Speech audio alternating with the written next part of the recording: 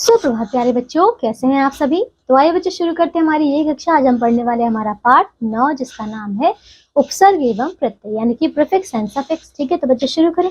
चलिए सबसे पहले हम पढ़ेंगे उपसर्ग यानी कि प्रीफिक्स। ठीक है, देखो सबसे पहले इसकी परिभाषा। जो शब्दांश शब्द के प्रारंभ में जोड़कर उसके अर्थ में विशेषता ला दें या उसके अर्थ को सर्वथा बदल दें उन्हें उपसर्ग कहते हैं। यानी कि कुछ ऐसे नए शब्द होंगे बच्चों जो कि हमारे मूल शब्द के आगे जुड़ेंगे। ठीक है, चलो जैसे कि जय शब्द का अर्थ है जीत, है ना। इसके अर्थ को यदि उसके प्रारंभ में परा उपसर्ग लगा दे तो पराजय हो जाता है। ठीक है, पराजय का अर्थ हार है, जो जय शब्द के अर्थ से क्या है बच्चों, विपरीत है ना, उल्टा है। इसी प्रकार हार शब्द का अर्थ पराजय या माला दोनों है, लेकिन देखो किंतु इससे पहले प्र आ वि आदि उपसर्ग लगा दिए जाएं तो अर्थ बदल जाता है। ठीक है बच्चों, देखिए जैसे कि उपसर्ग क्या था हमारा प्र, अब प्र हमने हार में जोड़ा तो बनेगा प्रहार। प्रहार यानी कि चोट मारना। अब देखो आ जमा हार तो आहार यानी कि भोजन करना। ठीक है, जमा हार तो बच्चों विहार बनेगा यानी कि घूमना। ठीक है, अब देखिए उपसर्ग अपना अर्थ शब्द के साथ ही प्रकट करते हैं। एक शब्द में एक साथ एक से अधिक उपसर्ग भी लग सकते हैं, जैसे कि अति जमा आ जमा चार तो बनेगा क्या, अत्याचार। देख रहे इसमें दो उपसर्ग है ना।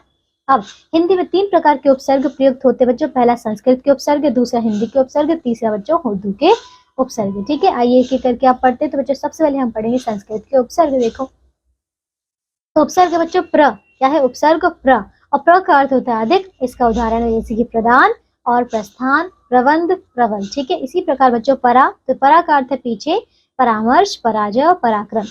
अप का अर्थ है बुरा, तो अपकार, अपमान, अपयश और अपकीर्ति। ठीक है, फिर देखो सम।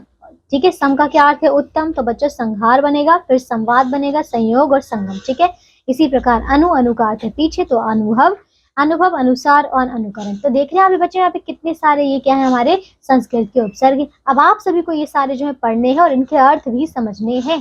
ठीक है, ये मैं आपके लिए छोड़ रही हूँ तो ये करिएगा। ठीक है, चलिए आइए बहुत सारे उदाहरण बच्चों ने पढ़ना है। अब देखिए हिंदी के उपसर्ग है ना, तो बच्चों हिंदी में है अ का अर्थ क्या है बच्चों, अभाव, तो ये बनेगा अपट, अजर, अमर, अजन्मा और अपूर्ण। ठीक है, तो बच्चों अन का अर्थ है रहित। देखिए यहाँ पे अनगिनत, अनबन, अनजान और अनपढ़। ठीक है, इसी प्रकार देखिए अध का अर्थ है आधा, तो अध पका, अध खिला और अध जला। ठीक है, फिर देखिए अ का यानी कि भाव। ठीक है, तो यानी कि इसका अर्थ होगा रहित। ठीक है, तो अगिन, अवगुण, अवघड़, अवतार और अवघट।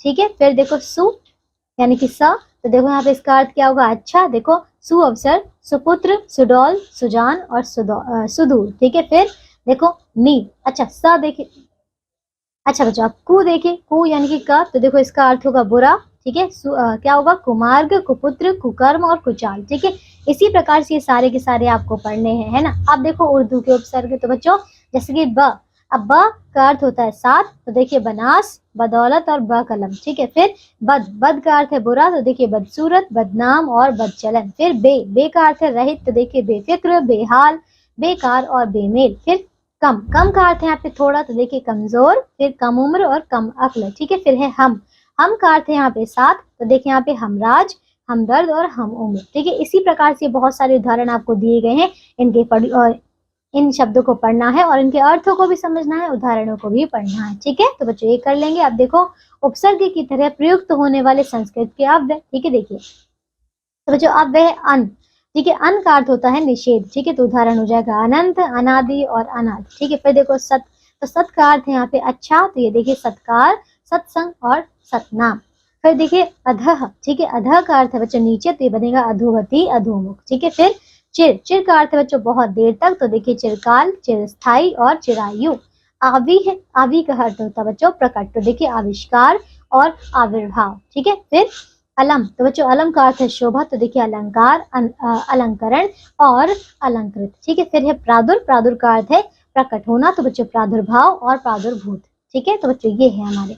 आइए हमने उपसर्ग पढ़ लिया, अब हम पढ़ते हैं प्रत्यय यानी कि सफिक्स। ठीक है, देखो इसकी परिभाषा है जो शब्दांश शब्द के अंत में जुड़कर उसके अर्थ को बदल देते हैं या उसमें विशेषता ला देते हैं प्रत्यय कहलाते हैं। जैसे बच्चों मीठे शब्द में आई, प्रत्यय जोड़ने पर बच्चों मिठाई, तथा देखो धीर शब्द में या जोड़ने पर बच्चों धैर्य बन जाता है। ठीक है, अब देखिए बच्चों यहाँ पे अन्य उदाहरण दिया गया, जैसे कि शब्द है बेचना। ठीक है, तो बेचना का प्रत्यय बच्चों, बेचना में हमने प्रत्यय लगाया वाला, तो क्या बनेगा बेचने वाला।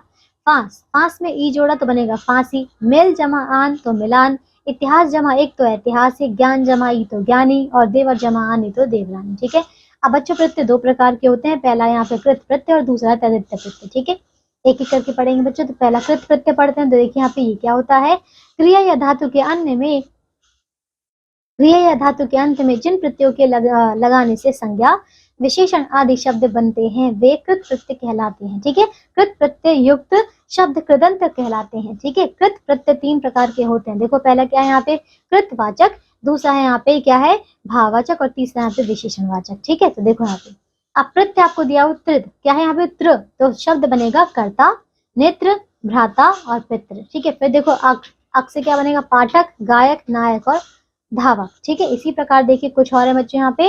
आप दूसरा देखो भाववाचक में क्या बनेगा, जिनके द्वारा क्रिया के भाव का ज्ञान होता है उसे भाववाचक प्रत्यय कहते हैं। जैसे कि चढ़ जमा, धातु क्या बच्चे चढ़ है और प्रत्यय लगाया हमने आई तो बनेगा चढ़ाई। ठीक है, इसी प्रकार लड़ जमा आई तो लड़ाई, मिल जमा आन तो मिलान, मिल जमा आप तो मिलाप, समझ जमा होता तो समझौता, बस जमा एरा तो बसेरा। ठीक है, आइए अब देखिए यहाँ पे क्या है तीसरा विशेषवाचक। ठीक है, देखो तो धातु जमा क्या है प्रत्यय, तो देखो धातु योग है, अब योग में हमने यह जोड़ा तो बनेगा योग्य, भाग में हमने यह जोड़ा तो भाग्य, स्तु में हमने यह जोड़ा तो स्थित्व, स्थित्व। ठीक है, फिर पूज में हमने अन्य जोड़ा तो पूजनीय। ठीक है, फिर देखिए अब दूसरा भेद पढ़ते हैं बच्चों, तो तदित्य प्रत्यय। ठीक है, देखिए तो इसकी परिभाषा है जो प्रत्यय संज्ञा सर्वनाम तथा विशेषण शब्दों के अंत में लगाकर उन्हें नया शब्द रूप देते हैं, नया शब्द रूप प्रदान करते हैं, वे तदित्य प्रत्यय कहलाते हैं। जैसे कि धन जमा वान तो धनवान। ठीक है, महान जमा तो महानता, पराया जमा पन तो परायापन।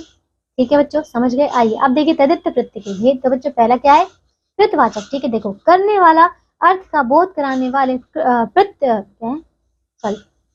करने वाला अर्थ का बोध कराने वाले प्रत्यय कृतवाचक प्रत्यय कहलाते हैं। जैसे कि मुख्य जमा इया तो मुखिया। ठीक है, इसी प्रकार देखो मूल शब्द है मोटर, तो मोटर में अगर हमने प्रत्यय जोड़ा बच्चों वाला तो बनेगा मोटर वाला, दुख जमा इया तो दुखिया, तेल जमा ई तो तेली।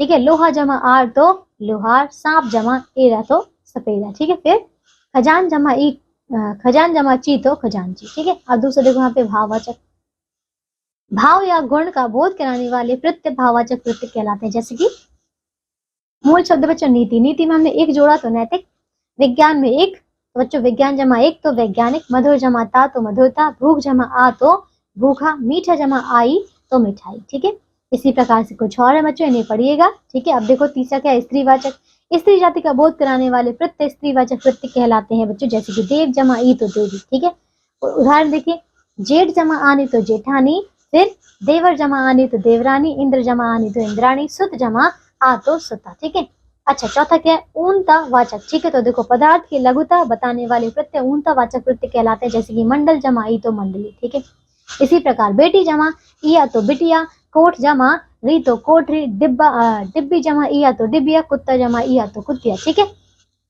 अब देखो पांचवा क्या है ये अपत्यवाचक। ठीक है, देखो जिन प्रत्ययों के लगने से शब्द का अर्थ संतानवाचक हो जाता है वे अपत्यवाचक प्रत्यय कहलाते हैं। जैसे कि गुरु जमा अब तो कौरव। ठीक है, देखो फिर वसुदेव जमा अब तो वासुदेव। ठीक है, फिर रघु जमा अब तो राघव, नर जमा आयन तो नारायण, विष्णु जमा अब तो बच्चों वैष्णव। ठीक है, अब इसका अगला क्या है बच्चों संबंध बोधक है। तो ये देखिए संबंध का बोध कराने वाले प्रत्यय संबंधवाचक प्रत्यय कहलाते हैं। जैसे बच्चों एरा जमा चचेर, जैसे बच्चों एरा से बनेगा चचेरा। इसी प्रकार जा से बनेगा यहाँ पे भांजा भतीजा, ओई से क्या बनेगा बहनोई नंदोई, आल से देखो ससुराल ननिहाल। ठीक है, एरा से देखो ममीरा और फफीरा। ठीक है, अच्छा फिर क्या है स्थानवाचक, स्थान का बोध कराने वाले शब्द स्थानवाचक प्रत्यय कहलाते हैं। जैसे कि बच्चों ई से क्या बनेगा यहाँ पे जयपुरी, राजस्थानी, पंजाबी, गुजराती। इया से देखो जयपुरिया, कानपुरिया, मुंबईया। आना से राजपूताना, हरियाणा। ठीक है, फिर वाला से देखो दिल्ली वाला, डेरे वाला। ठीक है, जयपुर वाला। समझ गए। अब देखो अगला क्या है यहाँ पे गणनावाचक। ठीक है, तो जिन प्रत्ययों के जोड़ने से बने शब्द से संख्या का बोध हो उन्हें संख्यावाचक या गणनावाचक प्रत्यय कहते हैं। जैसे बच्चे यहाँ देखिए क्या है ला जमा, देखो बच्चों ला से क्या बनेगा पहला, था से चौथा। ठीक है, हरा से एक हरा दूसरा, रा से बनेगा दूसरा तीसरा, वां से बनेगा पांचवा सातवां। ठीक है, अच्छा फिर क्या है, सादृश्यवाचक, ठीक है। तो समानता का बोध कराने वाले प्रत्यय सादृश्यवाचक प्रत्यय कहलाते हैं। जैसे कि बच्चों सा से क्या बनेगा, कौन सा, नीला सा, गुलाबी सा, ठीक है। हरा से क्या बनेगा, सुनहरा, रुपहरा और तिहरा, ठीक है। फिर देखो अब विदेशी प्रत्यय कौन से बच्चों, तो देखिए वान, अब देखो क्या बनेगा, दरवान, बागवान, कोचवान, ठीक है। चा से देखिए गलीचा, चमचा, बगीचा। फिर बाज से देखो दगाबाज, धोखेबाज और नशेबाज। फिर दार से मालदार, जमींदार, दुकानदार। फिर बच्चों खाना से क्या बनेगा, दवा खाना, डाक खाना और क्या, छापा खाना, ठीक है। तो बच्चों ये था देखो हमारा पाठ। इसमें हमने प्रत्यय और उपसर्ग दोनों को अच्छी तरीके से पढ़ लिया है, काफी सारे उदाहरण भी कर लिए, और जो मैंने छोड़े वो आपको सारे पढ़ने हैं, ठीक है। तो आज के बच्चों सिर्फ इतना ही। अब हम मिलेंगे अगली कक्षा में, पढ़ेंगे नया पाठ। तब तक के लिए आप इन्हें याद कीजिए, ठीक है, और अभ्यास के प्रश्नों को भी कीजिए, ठीक है। बाय।